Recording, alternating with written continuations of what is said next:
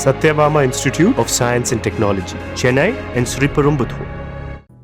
ஒன்றிய அரசு கொண்டு வந்த நீட் தேர்வுக்கான திருத்தச் சட்டம், அதுக்கு பிறகு கொண்டு வரப்பட்ட தேசிய மருத்துவ ஆணைய சட்டம் ஆகியவை மருத்துவ மாணவர் சேர்க்கையில் நீட் தேர்வை கொண்டு வந்துச்சு.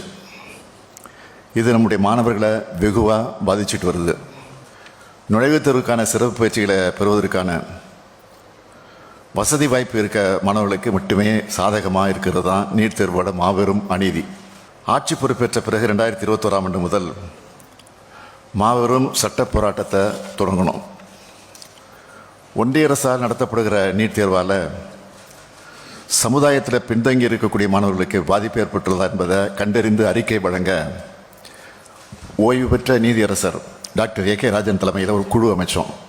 சமுதாயத்தில் பின்தங்கிய மருத்துவ கல்வியை பெறும் கனவுக்கு இடையூறாகவும் சமூக பொருளாதாரத்தில் வளம் மிகுந்த பிரிவினருக்கு சாதகமாகவும் இருந்து MBBS மற்றும் உயர் மருத்துவ படிப்புகளில் இருக்கிற பலதரப்பட்ட சமூக பிரதிநிதித்துவ நீட் தேர்வு குறைச்சிருக்குன்னு இந்த குழு தெரிவித்தது.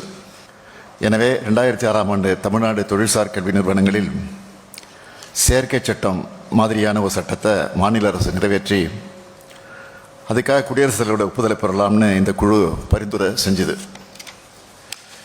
இந்த விரிவான பரிந்துரைகளை செயல்படுத்த நடவடிக்கை மேற்கொள்ள அமைக்கப்பட்ட அரசு செயலாளர்கள் கொண்ட குழு நீட் விலக்கு சட்டத்தை உருவாக்க பரிந்துரை செஞ்சிச்சு.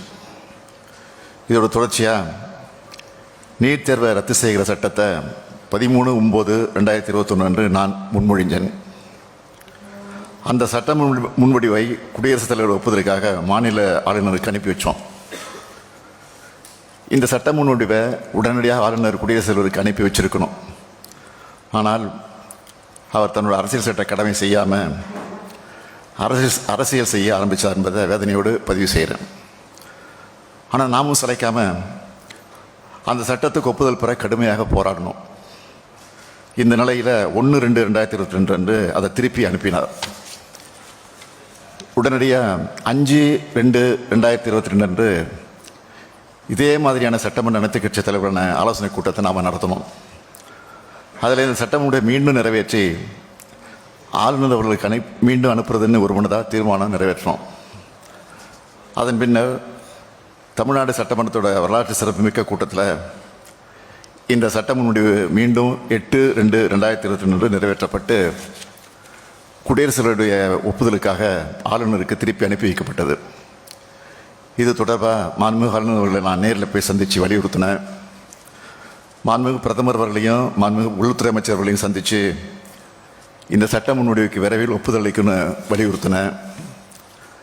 அனைத்து கட்சிகளை சார்ந்த நாடாளுமன்ற உறுப்பினர்களும் இது குறித்து மாண்புமிகு குடியரசுத் தலைவருடைய அலுவலகத்துக்கு நேரடியாக சென்று மனு அளித்தாங்க.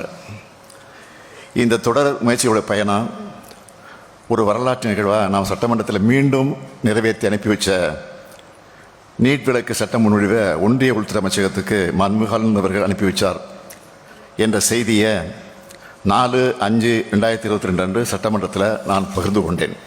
ஒன்றிய அரசு நம்மளோட கோரிக்கையை நிராகரிச்சிருக்கலாம். ஆனால் நீட் தேர்வு முறையை அகற்றுவதற்கான நம்முடைய போராட்டம் எந்த வகையிலும் முடிஞ்சிடலை என்பதையும் இந்த போராட்டத்தோட அடுத்த கட்டத்தில் நாம் எடுக்க வேண்டிய சட்டபூர்வமான நடவடிக்கைகள் குறித்து சட்ட வல்லுநர்களிடமும் கலந்து ஆலோசிக்கப்படும் சட்டமன்றத்தில் நான் குறிப்பிட்டேன். நீட் தேர்வு என்பது ஏதோ விளக்க முடியாத தேர்வு அல்ல. பயிற்சி மையங்களுடைய நலனுக்காக யாரோ சிலர் தங்களுடைய சுயநலனுக்காக சொல்லி ஒன்றிய அரசை தவறாக வழிநடத்தி நடத்த தேர்வது. நமது சட்ட போராட்டத்தை தொய்வில்லாமல் தொடர்ந்து நடத்தினா நீட் தேர்விலிருந்து விலக்கு பெற முடியும்னு நம்பிக்கை எனக்கு இருக்குது. Satyabama Institute of Science and Technology, Chennai and Sriperumbudur.